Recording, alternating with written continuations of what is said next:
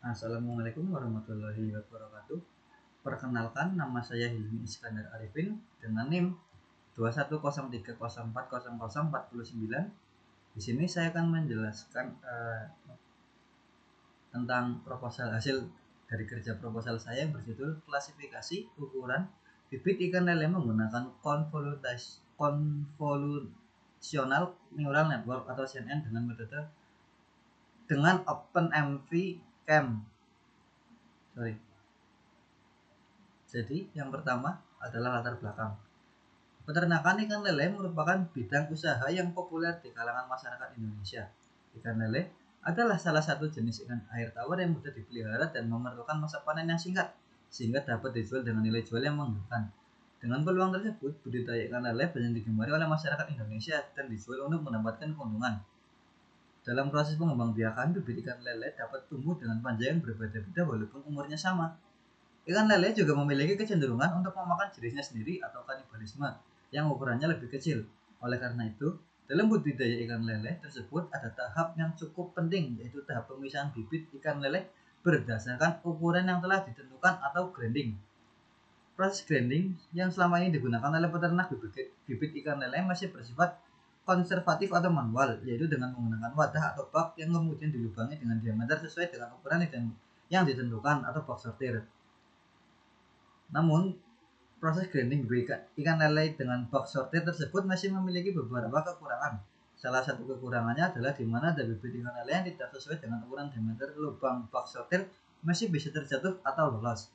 Bibit ikan lele yang masih bisa lolos atau baik lebih kecil atau lebih besar, hasil sortir yang tidak sesuai dapat menyebabkan kerugian bagi peternak bibit ikan lele maupun bagi pembeli, karena harga jual setiap ukuran itu berbeda-beda dan bibit ikan lele yang didapatkan pembeli tidak akan sesuai.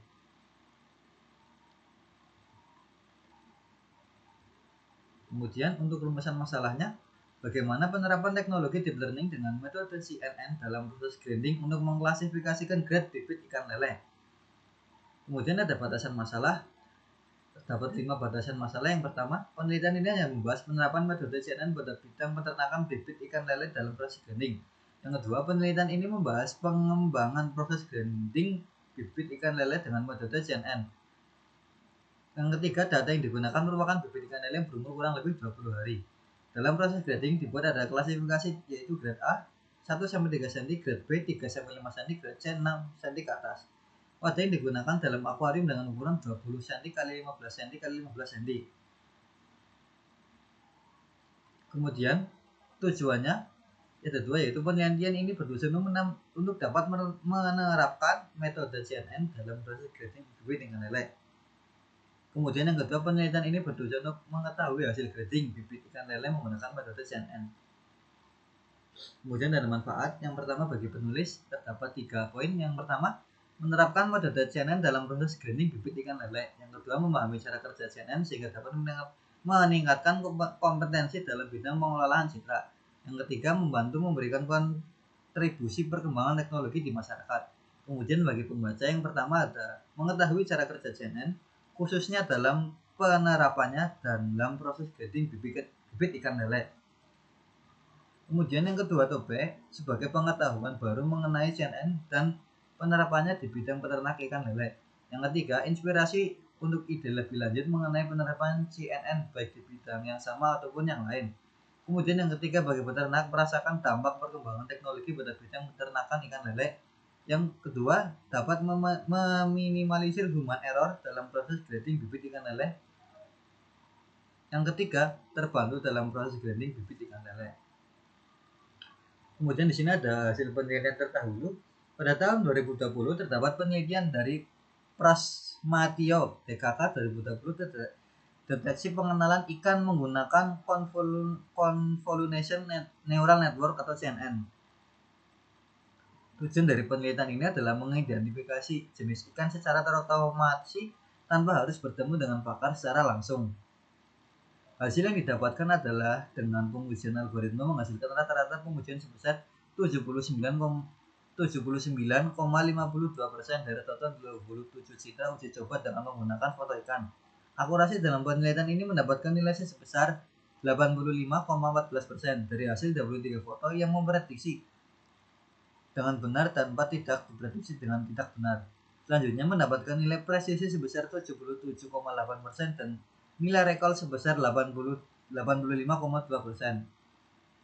Kemudian ada penelitian dilakukan oleh Fauci dan DKK di tahun 2019 melakukan penelitian untuk mengimplementasi convolutional neural network untuk mengidentifikasi ikan air tawar. Penelitian ini juga dilakukan untuk mengimplementasi algoritma CNN atau identifikasi ikan air tawar serta mengukur tingkat akurasi hasil klasifikasi. Kemudian ada penelitian lain yang dilakukan oleh Ahmad di tahun 2022 mengestimasi panjang ikan kerapu hidup menggunakan koreksi DHZ dan metode deep learning.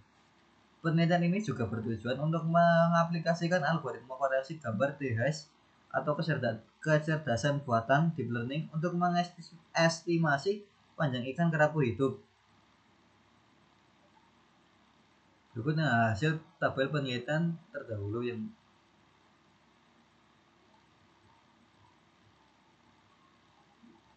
Ahmad di tahun 2019 dan Fauci kemudian Rizal Fahmi Ahmad sudut sistem identifikasi ukuran tubuh menggunakan metode pengulangan. Penelitian ini menyarankan untuk melakukan penelitian lebih dalam lagi. Kemudian yang kelima ada Jepang Asyud dan Aris Muslim deep learning untuk mendeteksi pola kebotakan rambut pada pria dengan metode CNN. Hasil akurasi sudah cukup mendapatkan hasil yang optimal dalam pendekatannya untuk akurasi OpenCV library. Hasil deteksi menunjukkan 70% hingga 99% pada objek hasil deteksi. Kemudian yang keenam ada Denny Nur Ramadhani dengan judul Menuju Kacamata Cerdas Tunanetra, pengenalan wajah menggunakan framework TensorFlow Lite, yang dimana kesimpulannya sistem yang dirancang mampu mengenali wajah dengan akurasi tertinggi sebesar 87% di dalam ruangan pada jarak dekat seperti ditunjukkan pada skenario 3, sedangkan bila model dicoba di luar ruangan akurasi menurun menjadi 78% pada jarak dekat. Kemudian untuk landasan teori yang pertama ada ikan lele. Ikan lele merupakan salah satu ikan tawar yang sudah banyak dikenali di Indonesia. Kemudian ada grading, salah satu kegiatan setelah sortasi yang dilakukan untuk mengelompokkan produk sesuai dengan bentuk, warna atau jenis yang dimiliki. Kemudian ada citra digital. Citra digital adalah gambar dua dimensi yang dihasilkan dari analog dua dimensi yang kontinu menjadi gambar melalui proses sampling. Kemudian yang keempat ada pengolahan citra digital atau PCD. Pengolahan citra digital adalah ilmu yang mempelajari hal-hal berkaitan dengan perbaikan kualitas terhadap suatu gambar, meningkatkan kontras, perubahan warna, restorasi citra, transformasi gambar, translasi, rotasi, transformasi, skala dan geometrik, melakukan pemilihan citra ciri future image yang optimal untuk analisis. Kemudian ada deep learning. Deep learning termasuk dalam bidang kecerdasan buatan atau AI, memanfaatkan beberapa layer pengolahan informasi nonlinear untuk ekstraksi fitur, pengenalan pola, dan klasifikasi. Kemudian ada convolutional neural network atau CNN. Metode deep learning yang saat ini memiliki hasil paling signifikan dalam pengenalan citra adalah CNN ini. Kemudian ada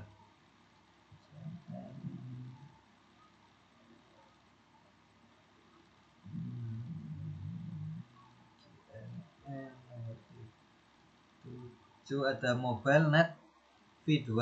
MobileNet merupakan salah satu arsitektur convolutional neural network atau CNN yang dapat digunakan untuk mengatasi kebutuhan akan computing resource berlebih. Kemudian yang kedelapan ada TensorFlow, adalah library open source yang memungkinkan komputasi kinerja tinggi dan pembelajaran mesin. Yang ke-9 ada OpenNVCam H17. OpenNVCam M7 Smart Vision adalah kamera papan mikrokontroler kecil berdaya rendah yang memungkinkan untuk diimplementasikan dalam aplikasi dengan mudah menggunakan visi mesin di dunia nyata. Yang kemudian yang 10 ada confusion matrix dalam pengukuran performa untuk masalah klasifikasi. Kemudian masuk bab 3, yaitu ada waktu dan tempat penelitian. Yang kedua ada pengumpulan data, teknik pengumpulan data. Kemudian yang ketiga teknik pengolahan data. Dan terakhir yang keempat analisis kebutuhan perangkat. Kurang lebih seperti itu presentasi dari saya. Apabila mungkin banyak kesalahan kata atau berbicara, mohon maaf yang sebesar-besarnya. Assalamualaikum warahmatullahi wabarakatuh.